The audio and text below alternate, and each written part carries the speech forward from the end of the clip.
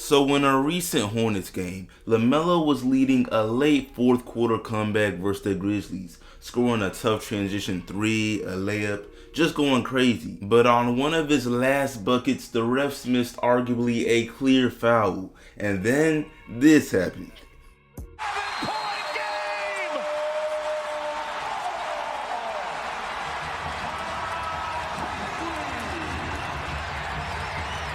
Wouldn't this be something?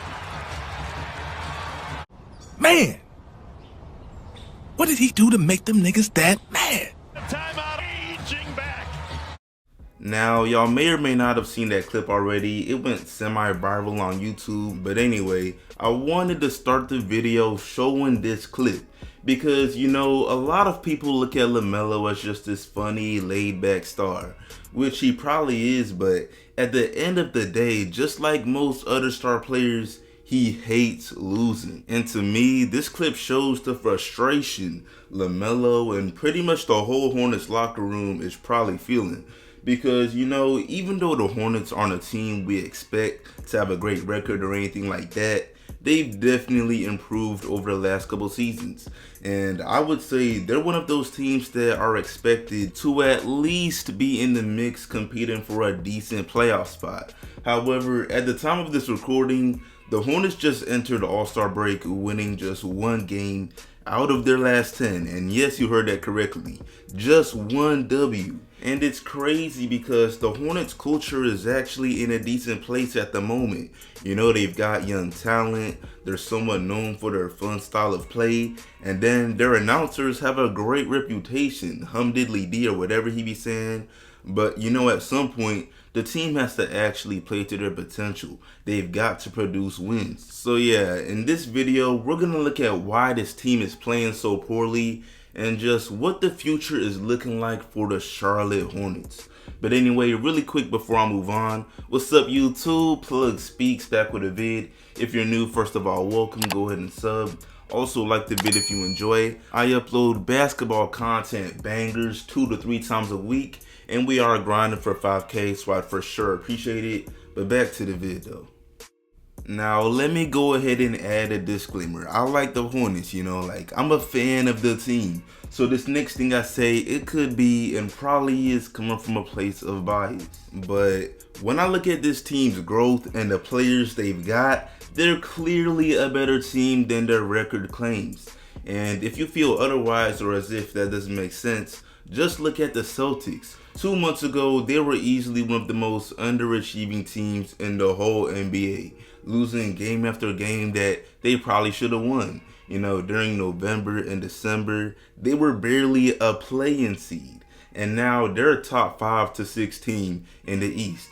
So it's clearly possible. And yeah, again, when I look at the Hornets, they have a check mark in a majority of the areas that I personally feel teams need when it comes to competing for just a decent playoff spot. Starting with having a clear star slash number one guy in LaMelo. This season, LaMelo became the 4th youngest NBA All-Star of all time.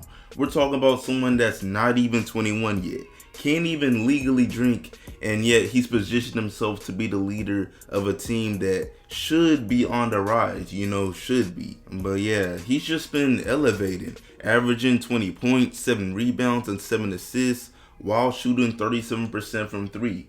Earlier last month, he dropped a career high 38 points. And I know 38 isn't even all that, but to me it just says a lot about how early LaMelo really is in his career. He's only halfway through his sophomore season.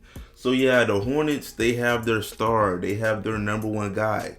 And it's not just any player that knows how to get a bucket and score. It's someone who truly cares about winning. The clip in the intro already shows that. So the reasoning behind all the Hornets' recent losses, it must fall on something else, right? Well, when you look at some of the other things comp teams usually have, such as a quality starting 5 and core pieces, the Hornets check off in that box too. Their number 2 and number 3 options behind LaMelo are Terry Rozier and Miles Bridges. Both of those players can be trusted to play at an all-star level on pretty much any given night. You know, they both average 20 on efficient shooting, and yeah, they just provide the Hornets with a quality big 3. Miles Bridges especially made a huge leap this season. I mean, he started off averaging 25 in the first month of the year, and I didn't think he would keep it going, but for the most part, he has. So again, the reason for their losses, it must find something else. But see, here is where I feel the Hornets' many issues are found. You know, on paper, the Hornets roster appears to have a solid bench with decent depth. I mean, names like PJ Washington and Kelly Oubre carry some decent weight in this league. If you watch Flight Reacts, he'd probably call them casuals, you know, solid role players. However, as of recently, none of those players have played well. None of them. Not even Oubre, and I'd say I'm a fan of Oubre. But yeah, I'm going to put their stats for the majority of the losing streak on the screen.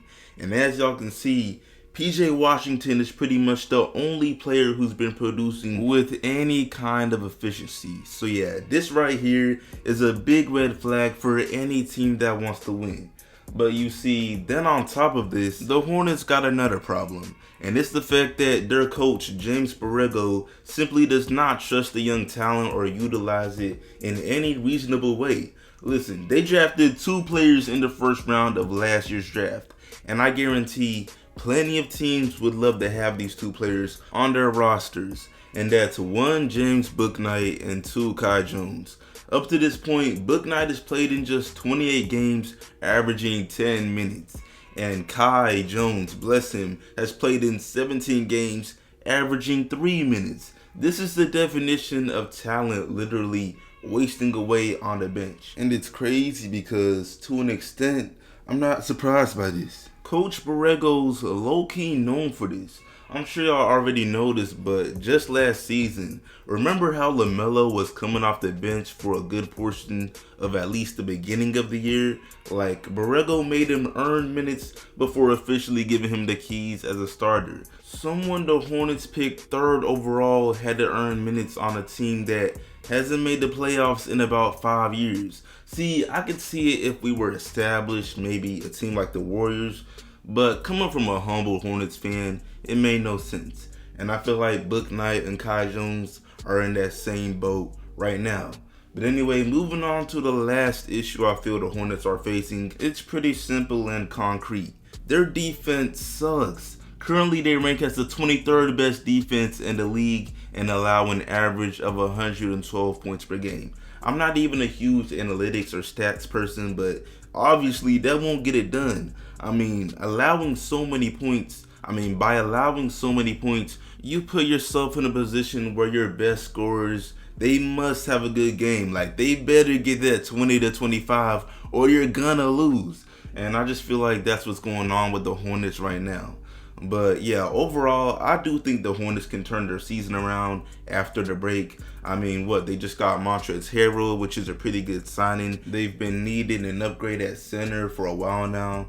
So yeah, I don't know, man. They should turn things around after the break, like I said, because they're supposed to be a team on the rise. But anyway, that's pretty much it for the video. I appreciate y'all watching as always. Let me know what y'all think of LaMelo and the Hornets and their problems, and if they'll fix it, what's the future is looking like. And yeah, that's it. Like the sub, share it, sub if new, all of that. And I'm out.